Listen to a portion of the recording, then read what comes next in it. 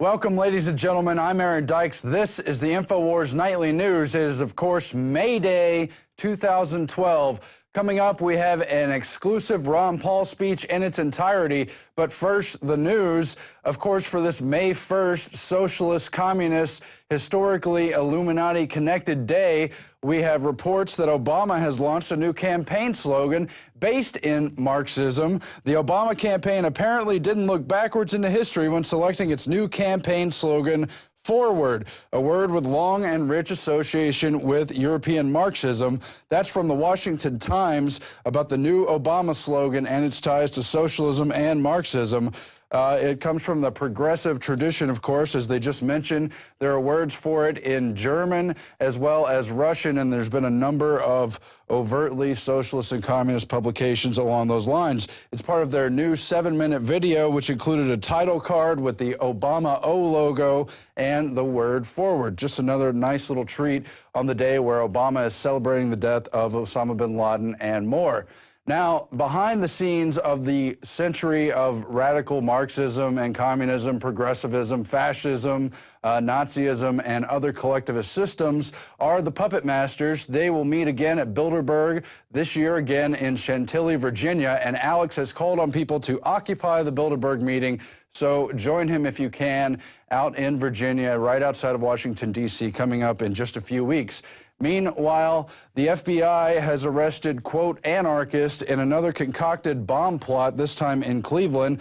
Kurt Nemo has the report. Authorities in Cleveland, Ohio have arrested 5 self-described anarchists in an alleged plot to blow up the Cuyahoga Valley Scenic Railroad Brecksville Station by remote detonation using C4 explosives. Yet again, the explosives were inoperable because the entire plot was controlled by FBI informants who just set up a bunch of dumb patsies. Once again, the case we've seen over and over again. RT, among other publications, has exposed the fact that of dozens of terror plots that allegedly were planned and partially executed inside the United States since 2001, almost all were entirely contrived and started by the FBI itself. Of course, the 1993 World Trade Center bombing was famously an FBI informant plot where they gave them the bomb-making materials. One such informant is on tape expressing his doubt as other FBI officials encourage him to move forward and set up the patsies. And he, of course, questions why they're using real explosives. In another phase of concocted infiltrations, we have Cass Sunstein, who wrote the paper Conspiracy Theorists, calling on governments to cognitively infiltrate extremist groups, including a number of online entities, exposing false and dangerous conspiracy theories, just like us right here at the Infowars Nightly News. Anyway, now Luke Radowski of We Are Change has confronted Cass Sunstein, one of those behind-the-scenes guys who's not used to even talking to the public. And when Luke confronts him about why he's called for discrediting conspiracy theorists, for banning those who say sunlight is good and healthy, and those who don't believe in climate change and that kind of thing, well, Sunstein was just speechless. He was babbling. I don't remember even saying that. His handlers tried to keep Luke away from him, but Luke just kept asking the questions that, of course, everyone should ask, because Cass Sunstein, who is currently Obama's information czar, is a possible Supreme Court appointee. He was being considered on the short list at the time that Obama went on to choose Sotomayor and later Kagan. But I'm sure Sunstein has a bright future ahead of him in attempting to ban the Second Amendment. Yes, he doesn't believe the Supreme Court has ever upheld individual ownership of firearms. He wants to rewrite the free speech rules under the First Amendment and has written a number of books on that, including Democracy and the Problems of Free Speech. And of course, he's been the author of Nudge, a book on social engineering people to make healthy and rational decisions under good government. He's even claimed for an official mandatory celebration of tax day. Let's go to that confrontation clip now. Here's someone who really deserves to be asked questions about the dangerous stuff he is espousing. My name is Bill DeBerg from Brooklyn College. And I know you wrote many articles, but I think the most telling one about you is the 2008 one called Conspiracy Theories, where you openly advocated government agents infiltrate activist groups of 9/11 Truth and also stifle dissent online. I was wondering, why do you think it's the government's job, or why do you think the government should go after family members who have questions about 9/11, responders who were lied to about the air, survivors whose testimony commits, and also government whistleblowers that were gagged because they released information that contradicts the official story. Why do you think the government should do that? I think, as Ricky said, I've written hundreds of articles, and I remember some and not others. That one I don't remember very well. I hope I didn't say that.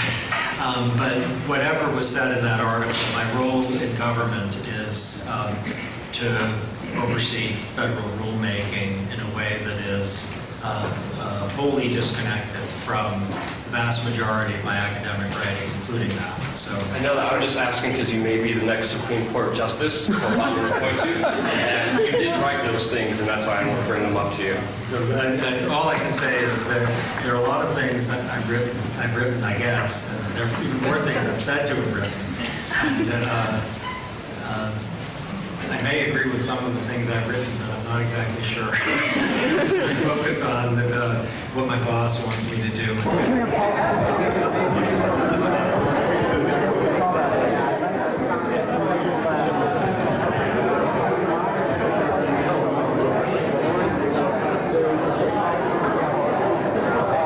I just want to know, is it safe to say that you retract saying that conspiracy theorists should be banned or taxed for having an opinion online? Is it safe to say that? I don't remember the article very well, Yeah. so...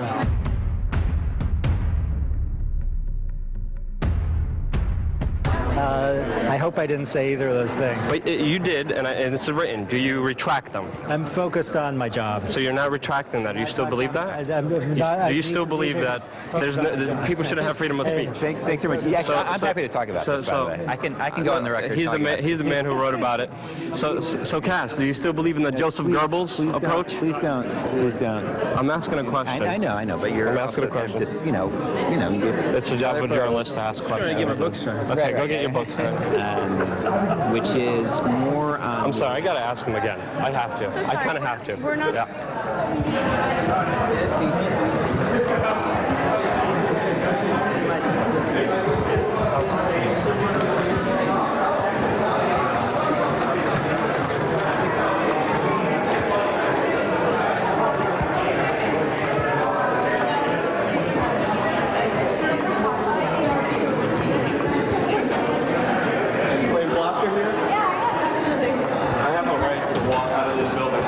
So Cass,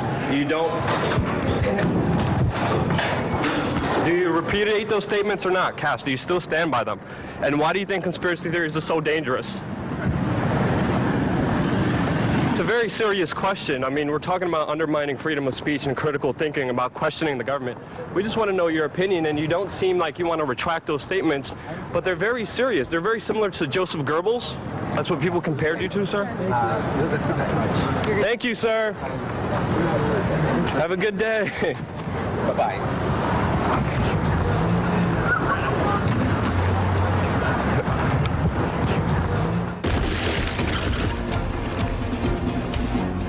And so, great confrontation from Luke, who's already taken it upon himself to occupy Bilderberg by using it as a nom de plume. But since Cass Sunstein doesn't seem to remember what he wrote in his paper Conspiracy Theories with one Adrian Vermeule from Harvard, while Cass Sunstein was at University of Chicago, we'll read you just a couple of those quotes. The term infiltration appears more than 14 times in this paper. He says, consider, for example, that beliefs that prolonged exposure to sunlight is actually healthy and that climate change is not occurring or likely to occur are examples of conspiracy theories that are not only false, but potentially dangerous. He also says on page 15, we suggest a distinctive tactic for breaking up the hardcore of extremists who supply conspiracy theories: cognitive infiltration of extremist groups, whereby government agents or their allies will undermine the crippled epistemology of these conspiracy theorists, and further recommends that governments might undertake legal tactics for infiltrating these groups and breaking them up from within on the internet in the real sphere of life, and on and on. We turn now to a report that Max Cabrera from our office did on Hugo Chavez. You see, there's bad people on the right, on the left, all these extremist dictator groups, whether they're socialist, fascist, corporate-driven, or what have you, are all very corrupt, and this just goes to show right here on May Day. This is Max Cabrera reporting for Infowars Nightly News. In recent days, doubts have intensified whether Hugo Chavez, who is fighting an undisclosed type of cancer, will be able to run against Enrique Capriles, the candidate of a united opposition. But is Chavez's health the real concern, or is it being used to distract the people from the declarations of a former general and Supreme Court magistrate who is hiding out in the U.S.? His name, Eladio Aponte.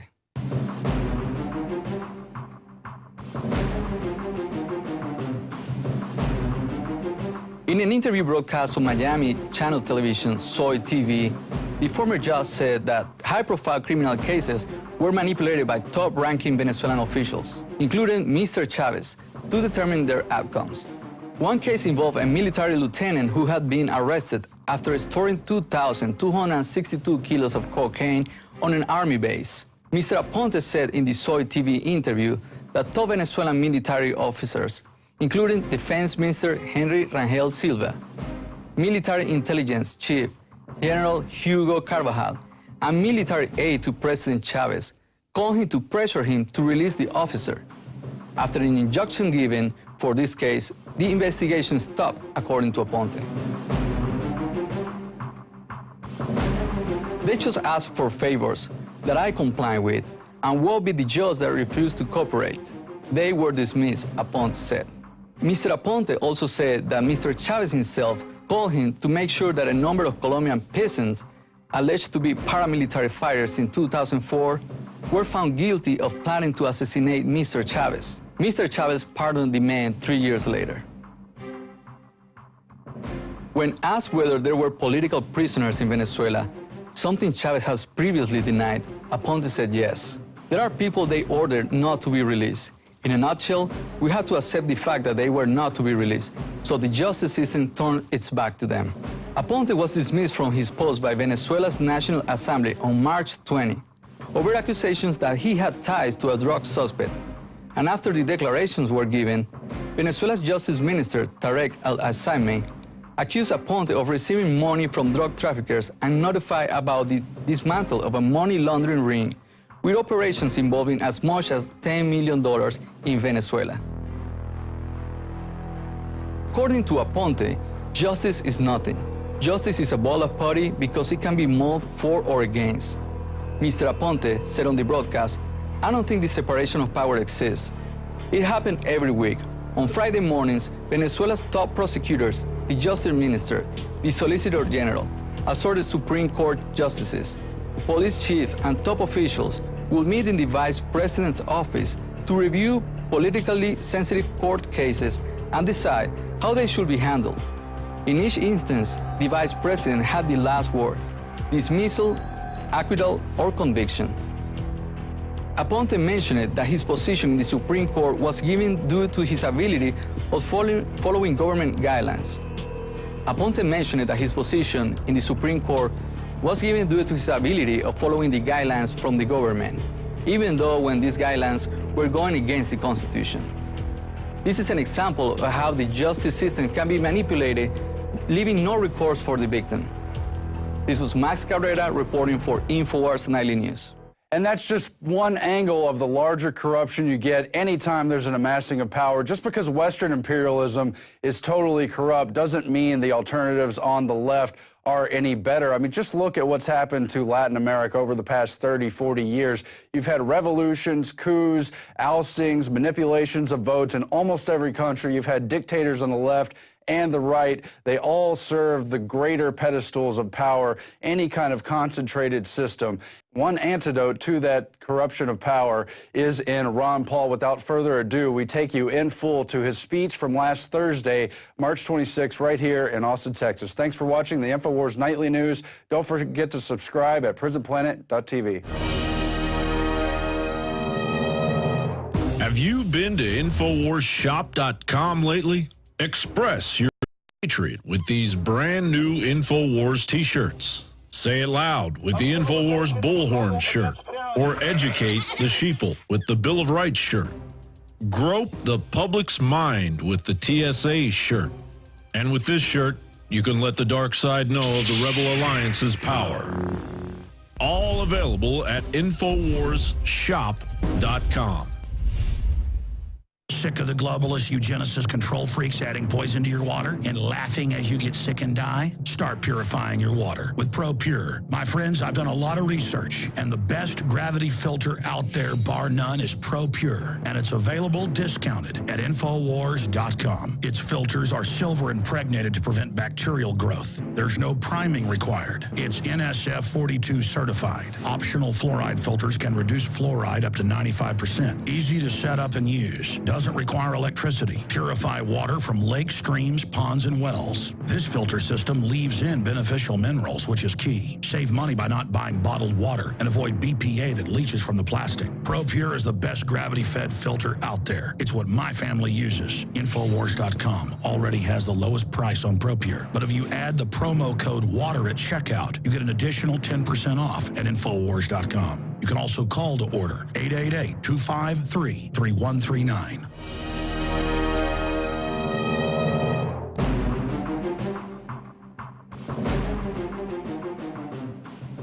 These campaign events are a little bit different too, because earlier on I saw something, I said, I'll bet that never shows up in another candidate. Somebody holds up a sign and says, raw milk!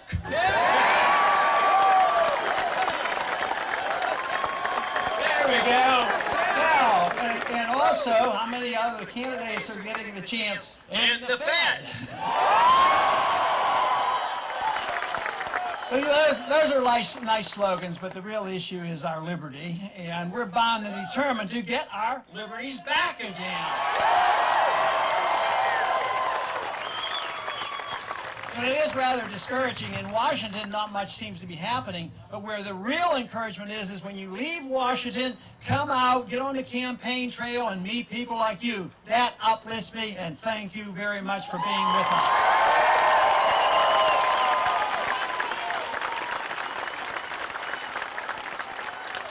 I'm asked so often, why do young people seem to be interested? Well, why shouldn't young people be interested in their own freedom? One thing that's happened in the last 4 years is it's not so much that people have completely given up on the idea that the government's supposed to take care of everybody else. I don't know where they're going to get everything if everybody's being taken care of by somebody else. But I think what's happened in the last 4 years, a lot of people woke up and realized that it doesn't work anymore. How long can a housing bubble last? Eventually it bursts and the people who were supposed to help lose their houses. So people have awakened and said, look, this system isn't working very well. This monetary system doesn't work. This entitlement system enriches the rich and not the poor. And also, we have a foreign policy that is deeply flawed, and most people in this country now, about a large majority, says it's time to come home. Now, there is no doubt that there are changes coming, and there's a big difference in these last 4 years.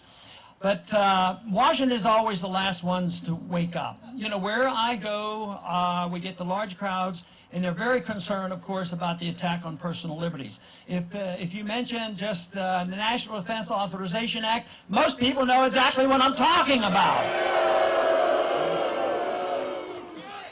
And then, of course, we've been talking a lot about the bill that they want to use to regulate the Internet. The CISPA is the bill they're working on right now. Now, we were able to stop, the Stop Online Piracy Act because people rallied. But guess what? The bad news is our noise and our voices weren't quite loud enough because they went in the House today and overwhelmingly passed that new bill called CISPA. Which means that that's just one more bill we're going to have to repeal whenever we get the chance.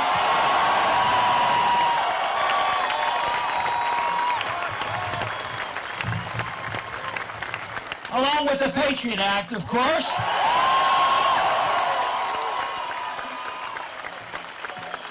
Of course, the National Defense Authorization Act, that's an atrocious piece of legislation. That's the one that legalizes, with concurrence with the Congress, for the U.S. military to arrest American citizens that are only suspect, and put them arrested by the military and put them in prison and no attorney authorized in secrecy.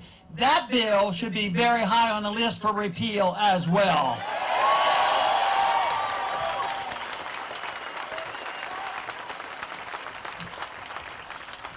couple of weeks ago, the president renewed a bill called the Defense Production Act, which has been sitting around for a long time, and it means that in a time of national emergency or war going on, the president has the authority, of course, to declare, a total ownership of all businesses and all financial institutions. What the president did by executive order, he added the phrase, during peacetime as well. So you say, is that the law of the land? Well, not technically. If we had a good court system, it would be unconstitutional. How can the president legislate like that? Only the Congress can legislate. And I am of the firm conviction that a constitutional president, if in charge, even though the executive orders would be very limited to those functions which were expressly authorized by the Constitution, I am convinced that it would be proper to be a constitutional president to use the executive order to repeal all other illegal executive orders.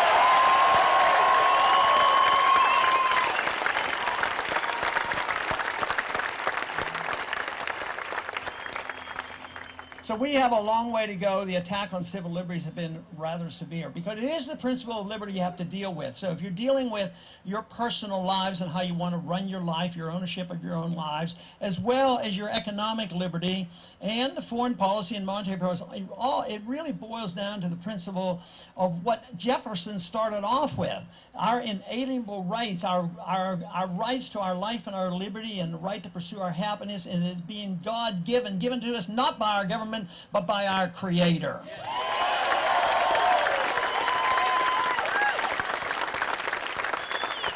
So under those circumstances, of course, the founders made a very serious attempt to try to prevent us from drifting back into tyranny. A good document, probably one of the best, but the last 100 years, we as American citizens have been very careless. But that's what this revolution is all about, is to revive the true spirit of liberty and reverse the trends of the past 100 years, change our foreign policy, change our monetary policy, and change the spending habits and the deficits that have run us into this horrendous financial crisis.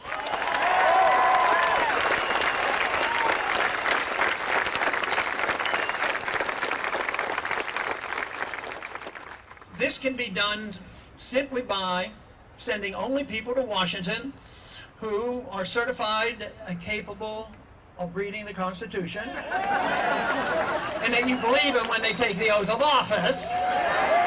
Because we got in this trouble because of the careless interpretation of the Constitution, the Interstate Commerce Clause, the General Welfare Clause, the not reading and caring about Article 1, Section 8, not caring about the 9th and 10th Amendment. It wouldn't be that difficult. We don't have to invent anything new. We just need men and women of integrity that will take their oath of office seriously. If we got into this mess by not following the law book, all we need is to follow the law book, follow the Constitution. We'll get out of this mess.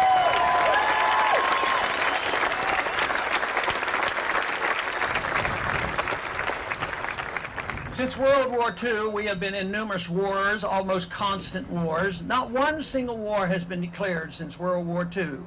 So simply, why don't we follow the law and say that the people, through their representatives in Congress, are the only ones who are allowed to declare war? And if we had that provision, had that been followed, we would have fought no wars since World War II. Think how much wealthier this country would be. Think how much less death and destruction we would have had. Even if you took just the past 10 years, our national debt has been pushed up $4 trillion because of all the wars going on in the Middle East. And what are the politicians talking about today, Democrats and Republicans? They're overly anxious to start the next one, going into Syria and going to Iran. I say, no more wars. Get out of the wars and come home.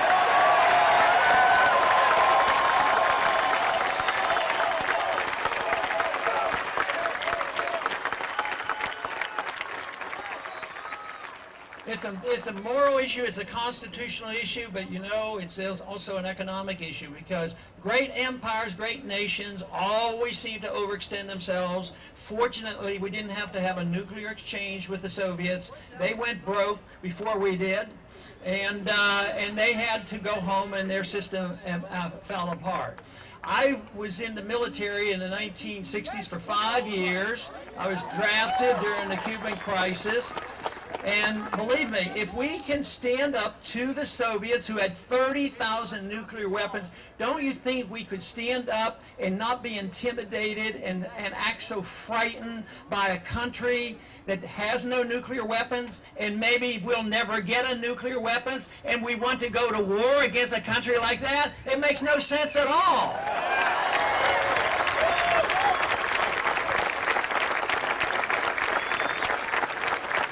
In this country, we're very definite on how we should deal with other nations. We should be friends and trade with all nations willing to be friends and willing to trade, and we would be less likely to fight with them. A good suggestion would be, the Cold War is over, why don't we talk and trade with Cuba?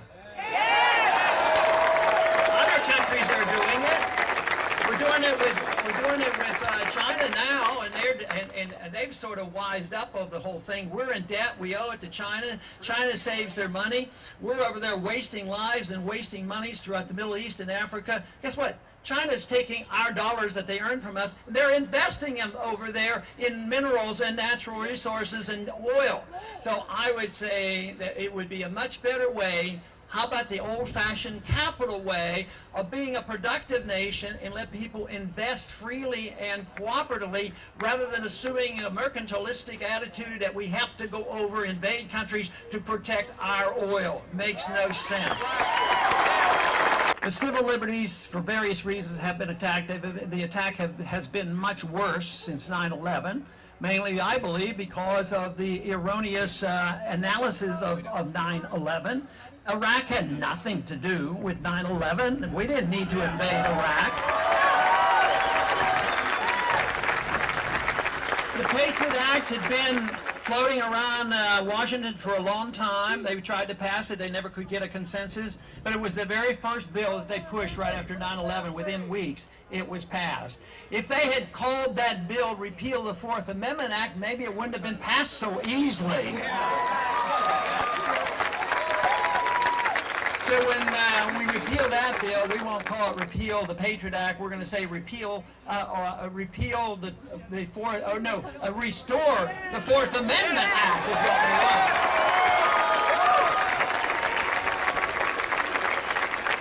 Unfortunately, we have not taken the advice of the founders nor looked at our Constitution, because in a republic, the government is supposed to be open. The people are supposed to have their privacy.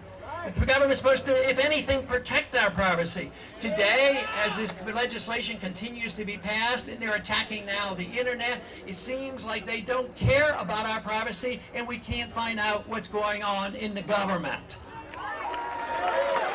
That, of course, is the real reason why we need to know a lot more about the Federal Reserve System.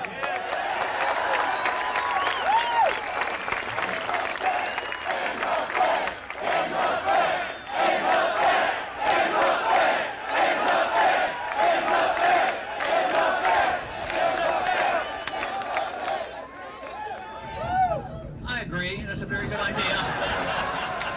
Let's do that. I think next year would be a grand year. 100 years old. We'll celebrate the Federal Reserve Act by repealing the Federal Reserve Act. And the people who get all the benefits, the military-industrial complex, the banks, the big corporations, the people who get the money, the people overseas who get the money and get the bailouts. I said, no, we can't do that. But what about the people who suffer the consequences? What about the people who didn't get the bailouts? What about that? The middle class suffers the most when you destroy a currency, whether it's ongoing in this country, whether it was in Mexico in the past, or Central America, or Zimbabwe, or Germany. It's the middle class that suffers the consequences. The natural consequence of destruction of currency means there's a transfer of wealth from the middle class and the poor to the wealthy. So this is what's going on. This is why there is anger. This is why they don't even pretend to balance a budget, why they don't even bring up budget resolutions, because they don't have an answer and there's no money in the Treasury. That is the reason. So what we have to deal with is, where does wealth come from? Does it come from the government? No, the government gets in the way. The wealth comes from productive individuals when they have the ability to produce and get the government out of the way, and you can be rewarded for your efforts.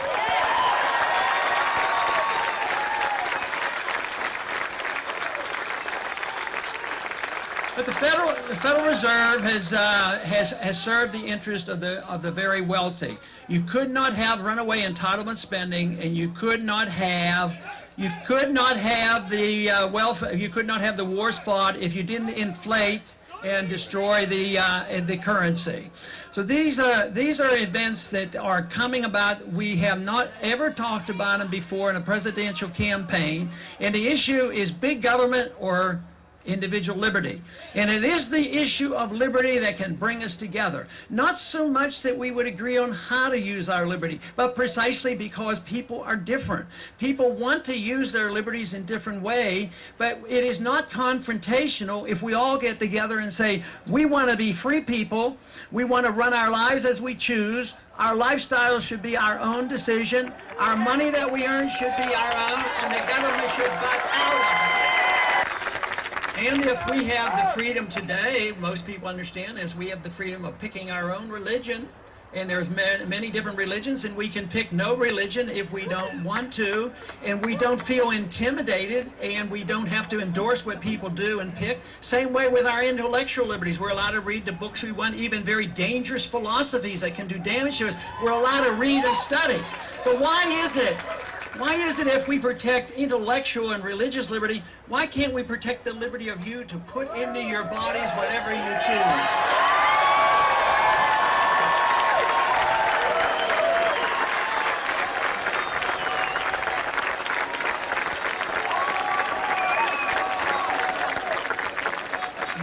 When we were having a vote on the House floor once on this subject, they were voting to take away more of your personal liberties, and I asked a member sitting next to me, why are you doing that? He says, the people are too stupid. They don't know how to take care of themselves.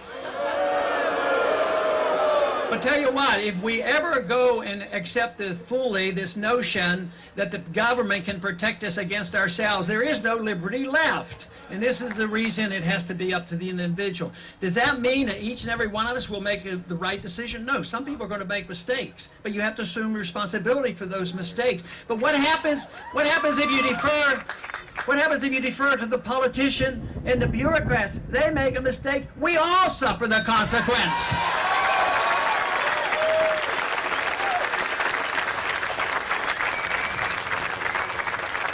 But it's this idea that if you legalize freedom that you endorse what people do, and that's absolutely not the truth.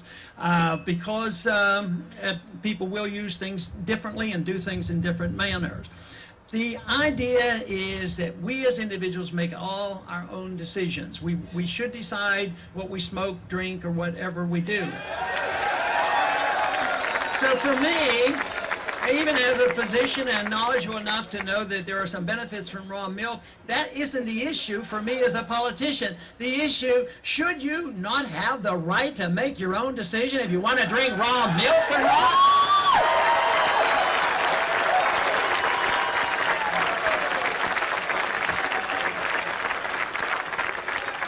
Now, others say, well, that's okay to a point, but we have to make sure that nobody ever uses any drugs. And I said, you mean alcohol? Oh, no, we don't mean that. We're talking about those illegal bad things. And then I said, well, guess where most of the addiction is? Is it on the illegal drugs? No, most of the addiction is on the prescription drugs. That's where the real problem is. But drugs and making our own decision is risky. There are some dangers to that. But the greatest danger in the war on drugs has been the war on drugs, much more dangerous than the drugs themselves.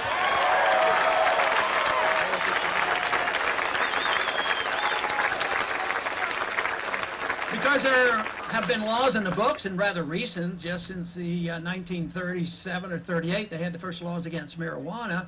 So they, even through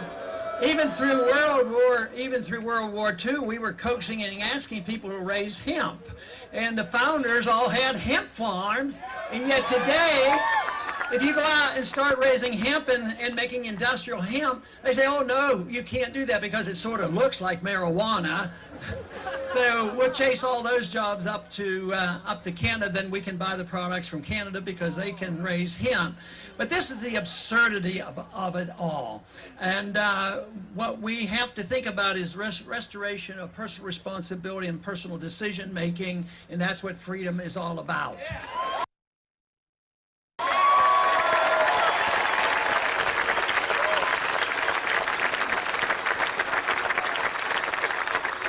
But it brings up the question about if you're going to have some regulations, who should do it? Should it be a national government or should it be a local government? Well, my personal opinion, where the regulations come from, you, the individual,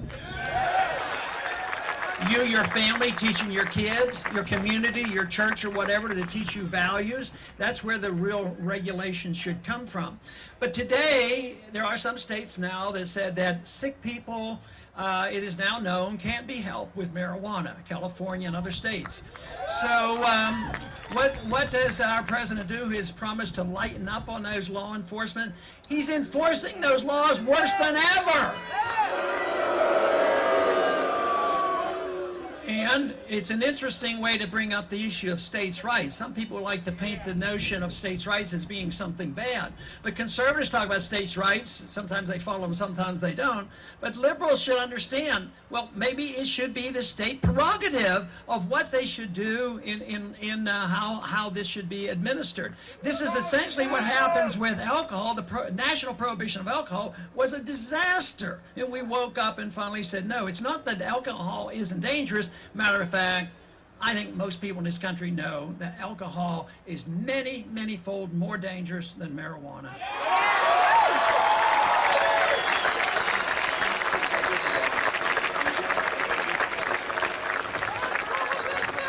And of course, the real danger comes from, well, it's tremendously expensive. Our national debt was added to by $3 trillion in the last 30 years because of the drug laws. We put people in prison for life, 3 times arrested for nonviolent crimes, and they're kept for life.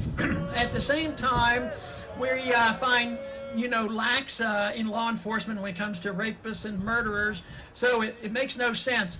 We have 5% of the world population, we have 25% of the world prisoners. And my suggestion to you is that I do not believe that the American people are that much worse than other people. I say we have way too many laws on the books.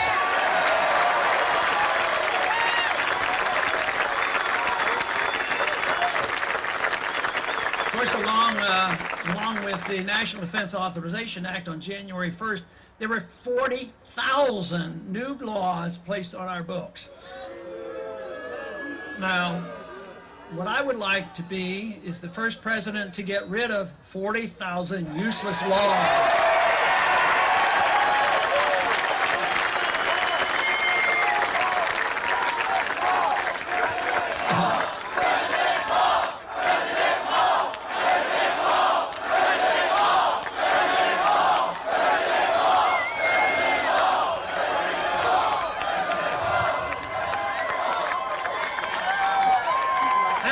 After the Constitutional Convention, Franklin was asked what had they given us, and his remark was, we have given you a republic if you can keep it, which is a major task, because if we don't change our way, if our revolution is not successful, we're going to lose it. But they had a high disregard for pure democracy, not the democratic process of electing leaders, but the process of letting the majority dictate against the minority.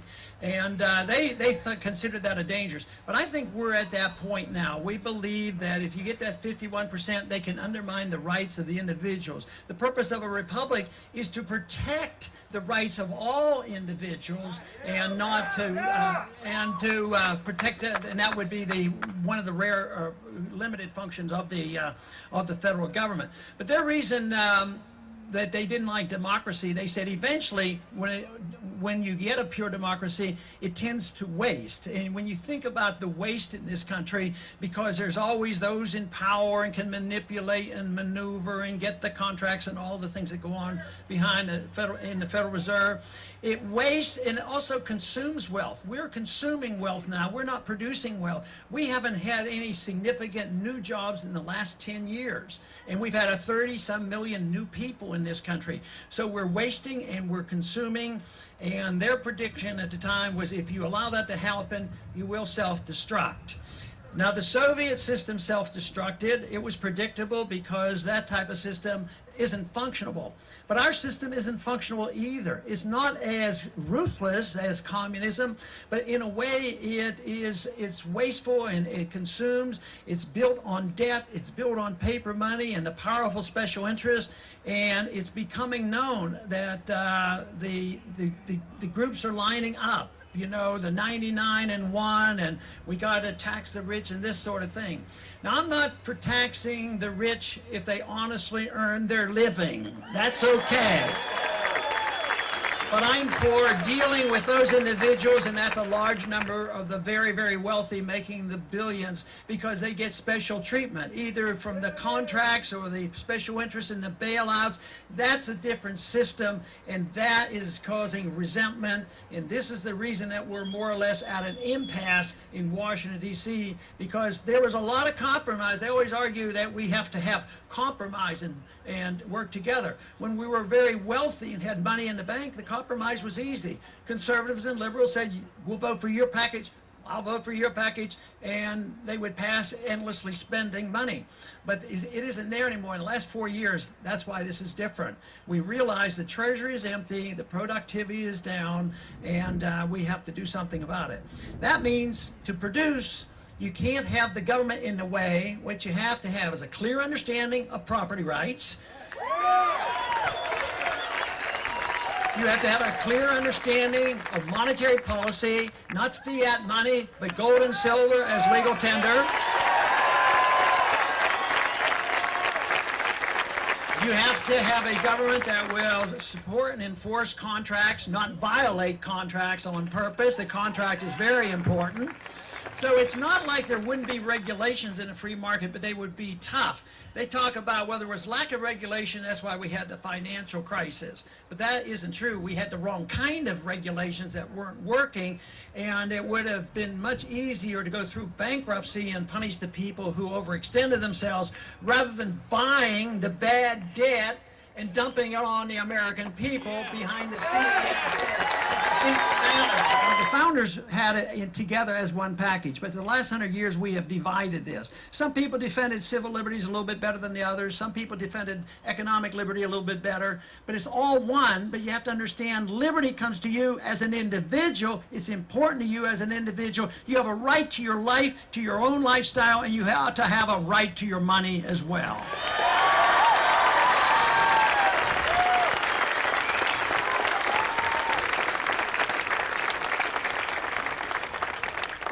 I'm convinced a revolution is going on. It is an intellectual revolution. It has been said that probably 100 years before our own original revolution, that the ideas were being studied and understood by a minority of people. It wasn't 50, 60, 70% who understood the issue, but there was that irate, tireless minority that agitated and kept setting the brush fires of liberty in the minds of men. Also, the reversal from what happened from 100 years ago has started 10, 20, even 30 years ago. People who have been writing about Austrian free market economics, writing about the Federal Reserve System, and writing about and trying to get people to understand why a non-interventionist foreign policy makes more sense than being the policeman of the world.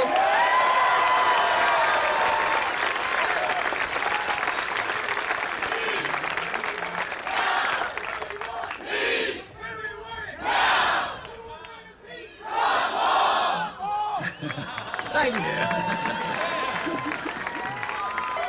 And peace will bring you prosperity as well, let me tell you.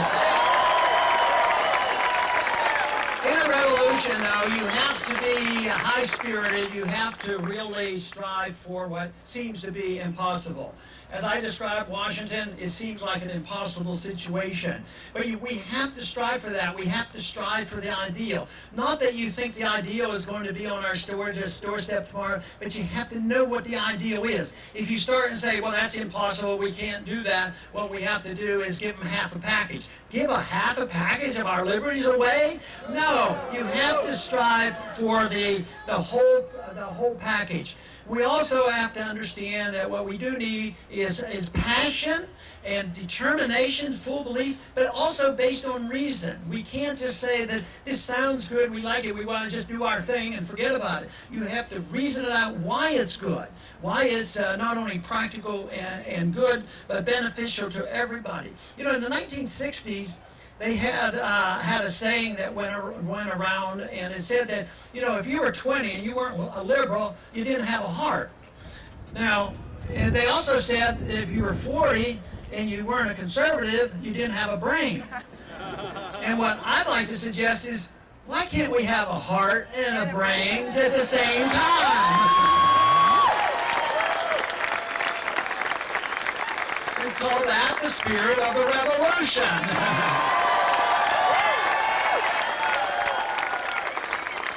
Many times in revolution, in my own personal life, in being engaged in trying to promote causes, people sometimes want to measure, well, how many laws did you get passed in Washington?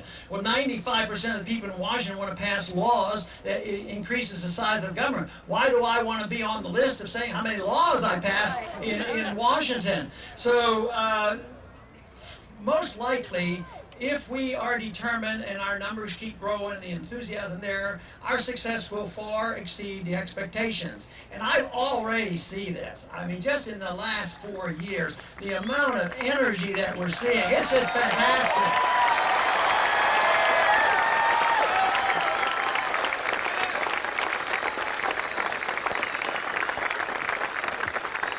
Thomas Paine, who wrote a lot, you know, during the Revolution time, said the harder the conflict, the greater the glory of the triumph.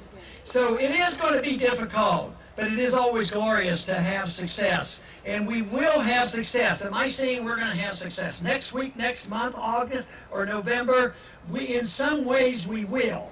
We will have success. And the one thing I am absolutely convinced, that regardless of what happens next week, next month, or November, this spirit, the spirit of this revolution, is not going away.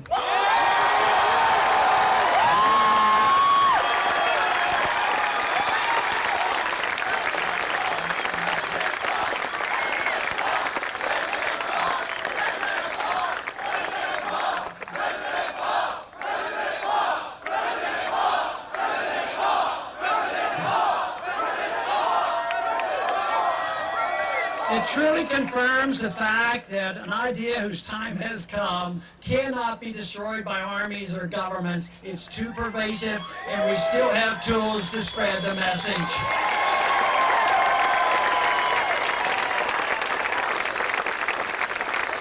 I'm always delighted talking on the campuses and talking to the young people, and I realize what a future you face, and the realization that there's a lot of debt out there, there's a lot of personal debt, but just think how much could be solved for the country and you personally if we just had a sensible economy where you could get a good job. That would solve a heck of a lot of our problems. And that is achievable. It is achievable by us following through. Most important thing that we do as individuals wanting to be involved in this movement is to study and understand, because you have to have answers. If you say you want to end the Fed, yeah, we want to end the Fed, but why? Why do you want to end the Fed? And why are they ripping us off? And why is honesty with honest money a better thing? You have to have those answers. You have to also know how to explain to people that what we're talking about is a humanitarian approach. They claim because we don't want the government taking care of people, and we don't believe in free stuff, because there is no such thing as free stuff. But if we care about our fellow man, and we care about abundance, if we care about the maximum prosperity of the largest middle class, if we do, we have to say we have to defend individual liberty, free markets, and sound money.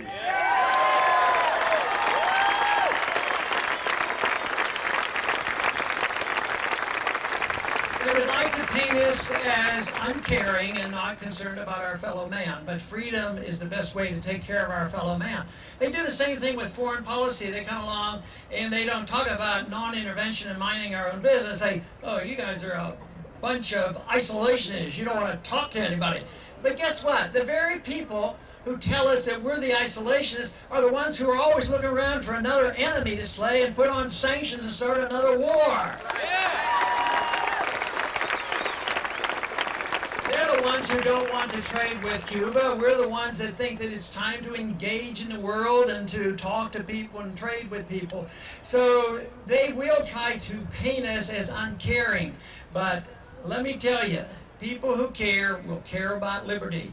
And this will never translate into an absolute majority, but I'm certain that our numbers are growing by leaps and bounds. These prairie fires of freedom are being spread, and there's nothing but good news out there, precariously so, because we don't know exactly. We may have something happen. There may be a false flag incident where some ship goes down and you'd be used for the excuse to accelerate the next war.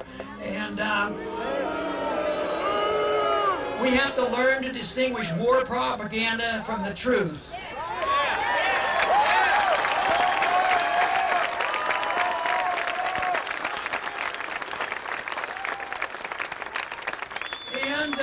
In the age of big government, in the age of tyranny, truth can be said that it is treason to be truthful.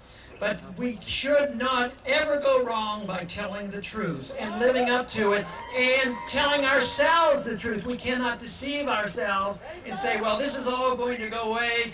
This has gone on for a long time. People warn us, but I think it's different. I think it's more serious than ever before. I think the debt crisis is the biggest thing the world has ever seen. Our debt is the biggest ever. And if we don't change, if we don't grasp hold of this and change the directions, there will be ramifications for it. Even though it will be touch and go for the reversal, the more of you there are to know and understand what liberty is all about. Why is it that we're deferring so much to the Department of Homeland Security when we have a Second Amendment?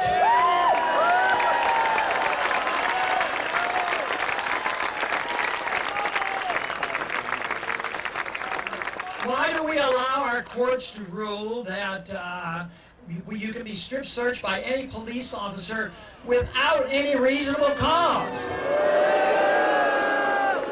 And don't you think it's about time we get fed up and change the rules at the airport so that we can act everything?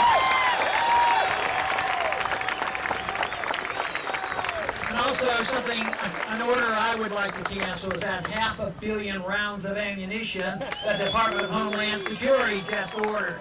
What do they need that for?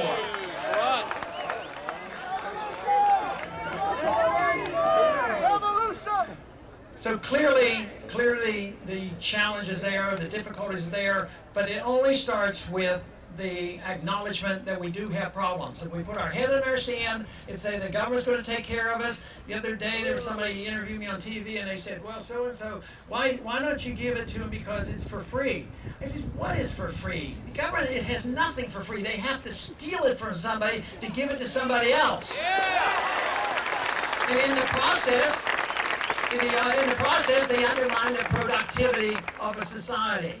And that is what I think is so important, is to strive for freedom, because I think this releases creative energy. It is a way we strive for excellence and virtue, and we become productive to ourselves, and we can take care of ourselves.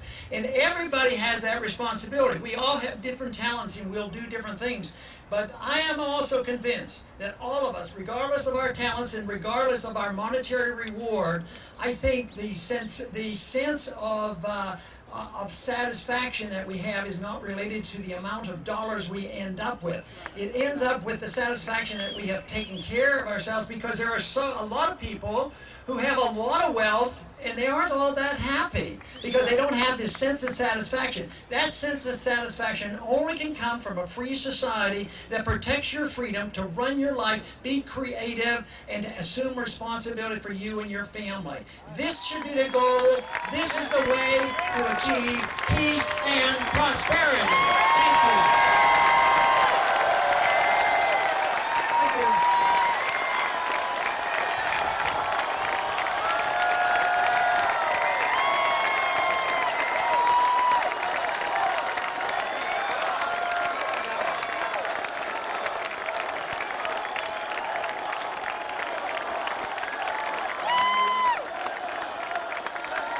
Gotta change things.